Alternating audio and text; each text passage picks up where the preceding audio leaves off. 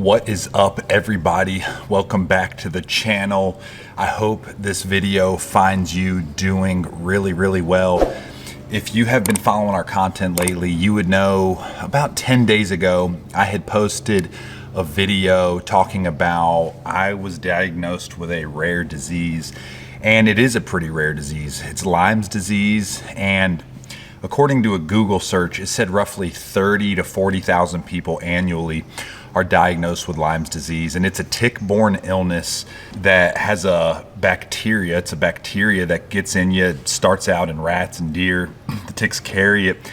They give it to humans, and then that bacteria ends up attacking the nervous system. And if you've ever, I don't necessarily know if you've had nerve damage or things, but really, like, your nerves send signals from your brain to your muscles to operate and use your hands, use your feet, wiggle your nose, everything.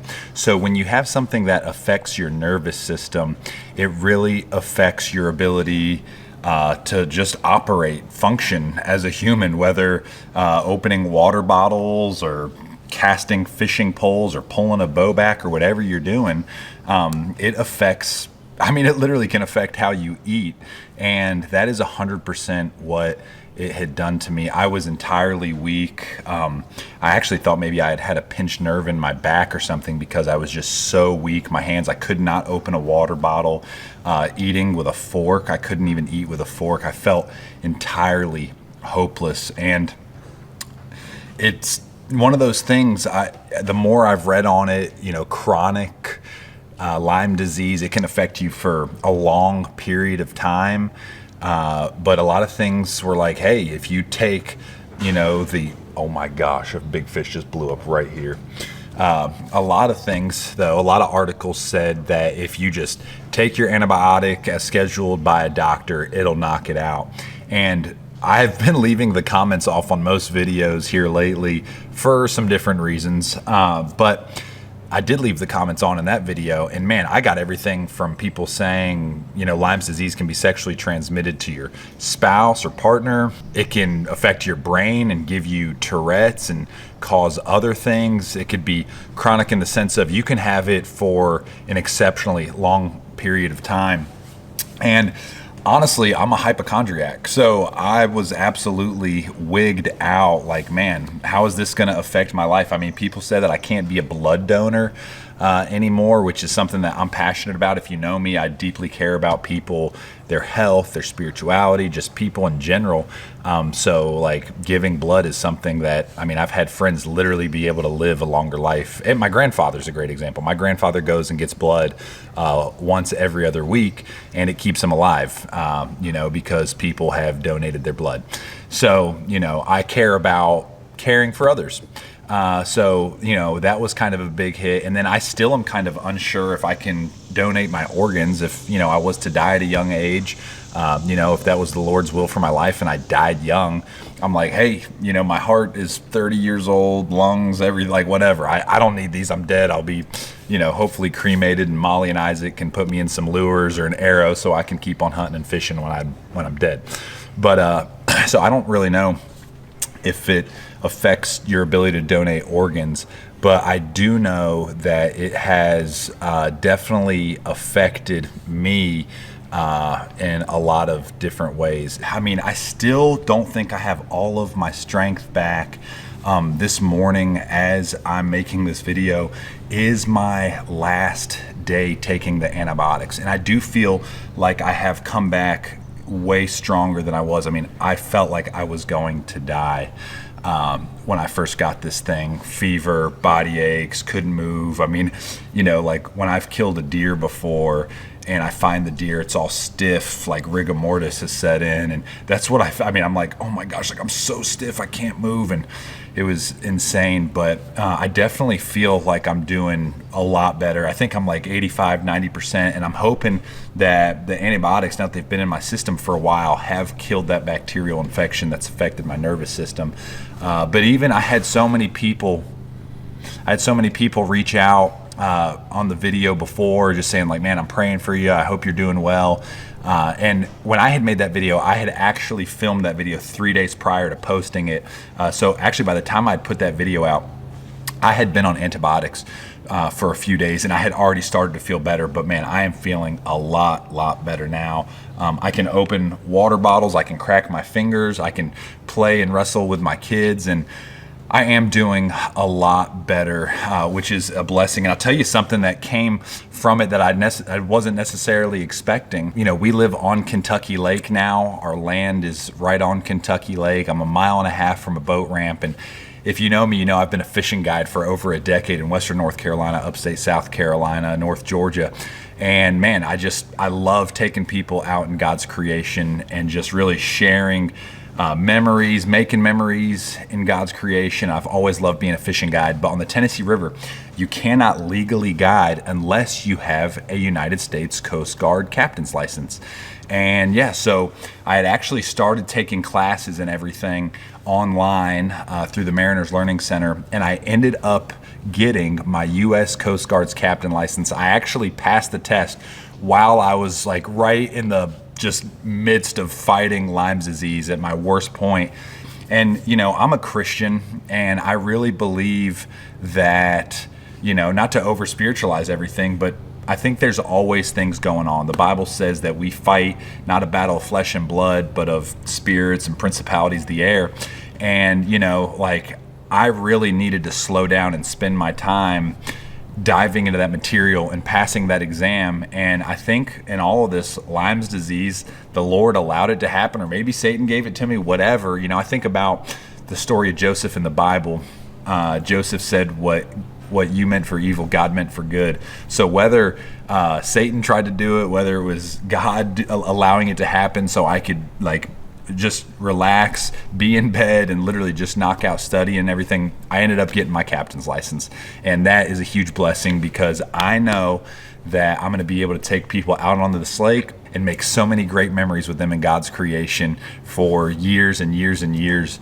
And honestly, like, if I'd have just been in the hustle and bustle of life and I didn't get Lyme disease, I might have procrastinated on it.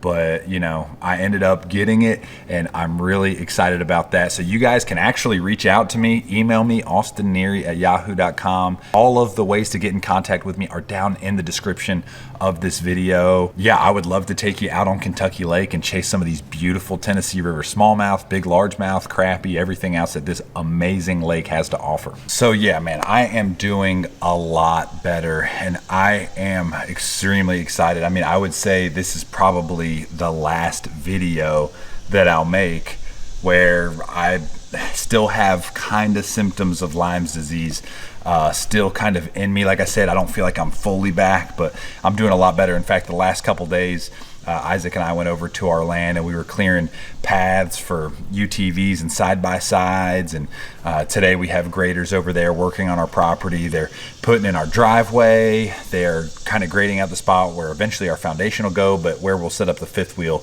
in the meantime, you know, while we just kind of get on with the building process. But man, I am unbelievably grateful for so many prayers. I mean, guys, so many people reached out. I mean, literally hundreds and hundreds of people reached out via Instagram, text message, on the video, just saying, man, praying for you.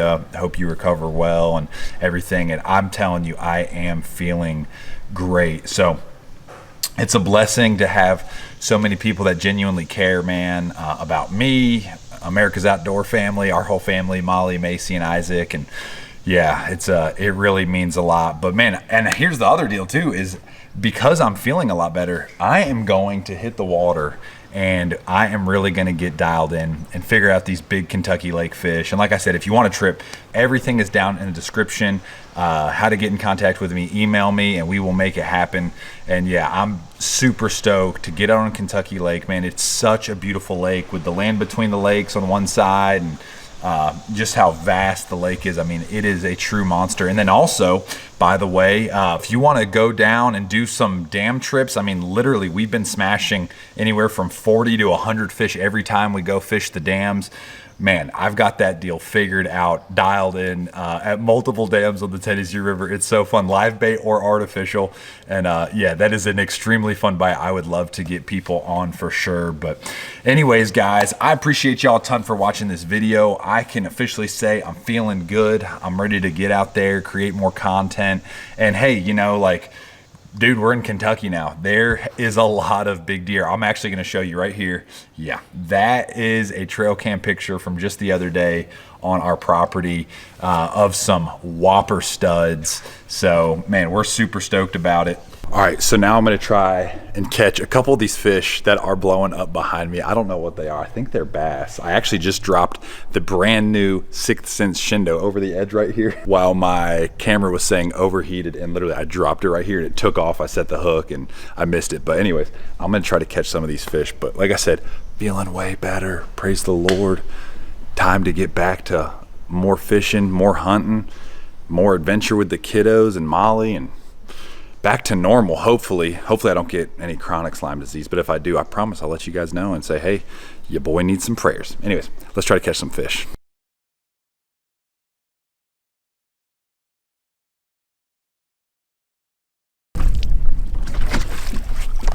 There he is.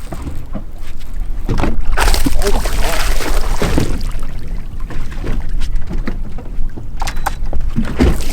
Kind of a good one. Cool. They're in here. They're in here. David, we got one.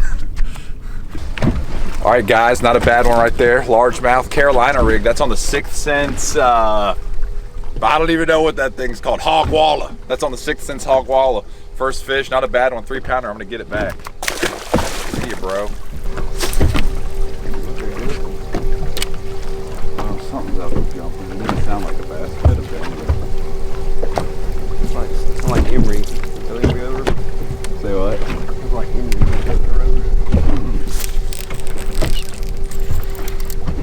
I got one.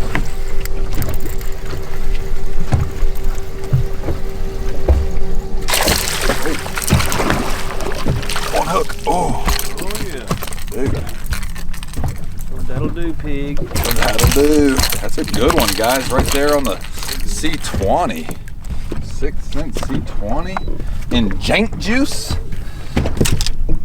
Don't throw a hook in me, brother. 3-pounder of the day right there. Just to prove it's a 3-pounder, I will put it on the scale. All right, well, maybe I was big eyeing them. 2 3/4, like 270, whatever, 271. So 2 3/4, almost 3-pounder. Not a bad fish right there on a deep diving crankbait. And I tell you, we're just kind of plinking around, hitting Kentucky Lake ledge stuff.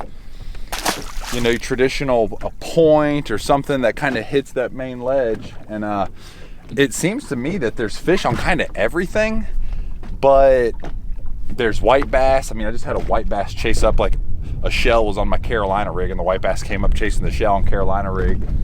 And then, you know, there's obviously bass. We've caught a smallmouth.